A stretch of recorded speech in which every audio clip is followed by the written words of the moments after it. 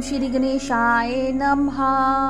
हर हर महादेव। आकाशवाणी द्वारा दक्ष की भर्त्सना, उनके विनाश की सूचना तथा समस्त देवताओं को यज्ञ मंडप से निकल जाने की प्रेरणा। ब्रह्मा जी कहते हैं, मुनीश्वर इसी बीच में वहां दक्ष तथा देवता आदि के सुनते हुए आकाशवाणी ने यह यथार्थ बात कही।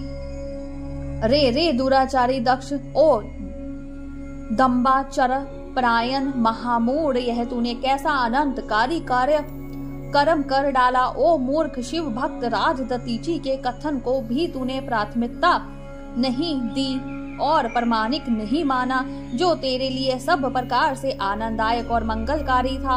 वे ब्राह्मण देवता तुझे दुस्सह शाप देकर तेरी यज्ञशाला से निकल गए, तो भी तुझ मूढ़ ने अपने मन में कुछ भी नहीं समझा। उसके बाद तेरे घर में मंगलमयी सती देवी स्वतः पधारी, जो तेरी अपनी ही पुत्री थी, किंतु तूने उनका भी परम आदर नहीं किया। ऐसा क्यों हुआ? ज्ञान दुर्बल दक्ष, तूने सती और महादेव जी की पूजा नहीं की। यह क्या किया?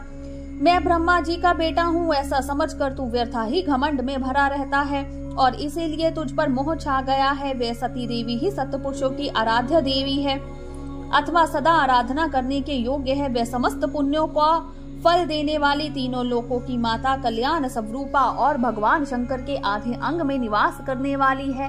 वे सती देवी ही पूजित होने पर सदा संपूर्ण सौभाग्य प्रदान करने वाली है। वे ही महेश्वर की शक्ति है और अपने भक्तों को सब प्रकार के मंगल देती है। वे सती देवी ही पूजित होने पर सदा संसार का भय दूर करती है, मनवांछित फल देती है तथा वे ही समस्त उपद्रवों को नष्ट करने वाली देवी है। वे सती ही सदा पूजित होने पर कीर्ति और संपत्ति प्रदान करने वाली है। वे ही पराशक्ति तथा भोग और मोक्ष प्रदान करने वाली परमेश्वरी है। वे सती ही जगत को जन्म देने वाली माता, जगत की रक्षा करने वाली, अनादि शक्ति और प्रलय काल में जगत का संहार करने वाली है।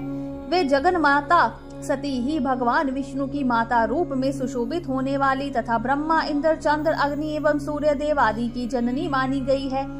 वे सती ही तप, धर्म और दान आदि का फल देने वाली है। वे ही शंभु शक्ति महादेवी है तथा दुष्टों का हनन करने वाली प्रातपर शक्ति है। ऐसी महिमा वाली सती देवी, जिनकी सदा प्रिय धर्म पत्नी है, उन भगवान महादेव को तूने यज्ञ में भाग नहीं दिया।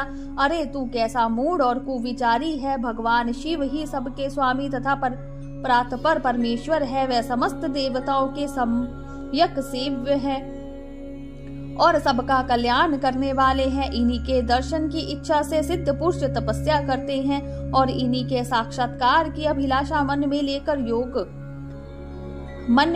योगी लोग योग साधना में परवर्त होते हैं। अनंत धन्य धान्य और यज्ञ याग आदि का सबसे महान फल यही बताया गया है कि भगवान शंकर का दर्शन सुलभ हो। शिव ही जगत का धारण पोषण करने वाले हैं। वे ही समस्त विद्याओं के पति एवं सब कुछ करने में समर्थ है। आदि विद्या के श्रेष्ठ स्वामी और समस्त मंगल के ही मंगल वे ही है। दुष्ट दक्ष, तूने उनकी शक्ति का आज सत्कार नहीं किया, इसलिए इस यज्ञ का विनाश हो जाएगा। पूजनीय व्यक्तियों की पूजा न करने से अमंगल होता है।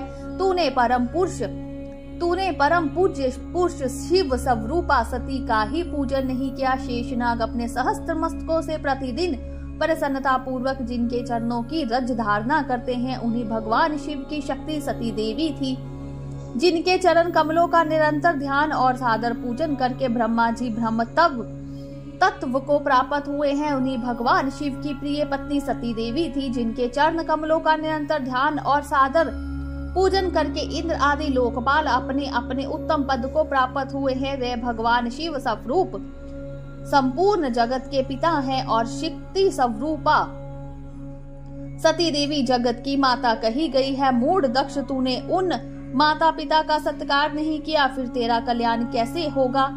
तुझ पर दुर्भाग्य का आक्रमण हो गया और विपत्तियां टूट पड़ी, क्योंकि तूने उन भवानी सती और भगवान शंकर की भक्ति भाव से आराधना नहीं की। कल्याणकारी शंभु का पूजन ना करके भी कल्याण का भागी हो सकता हूँ।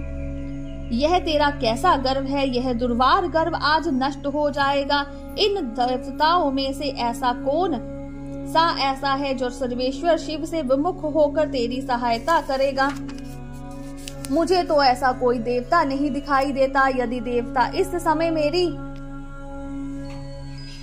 मेरी इस समय तेरी सहायता करेंगे तो जलती आग से खेलने वाले पतंगों के समान नष्ट हो जाएंगे। आज तेरा मुंह जल जाए और यज्ञ का नाश हो जाए, और जितने तेरे सहायक है वे भी आज शीघ्र ही जल मरे। इस दुर्मात्मा दक्ष की जो सहायता करने वाले हैं उन समस्त देवताओं के लिए आज शपथ है, वे तेरे अमंगल के लिए ही तेरी सहायता से विरत हो जाए।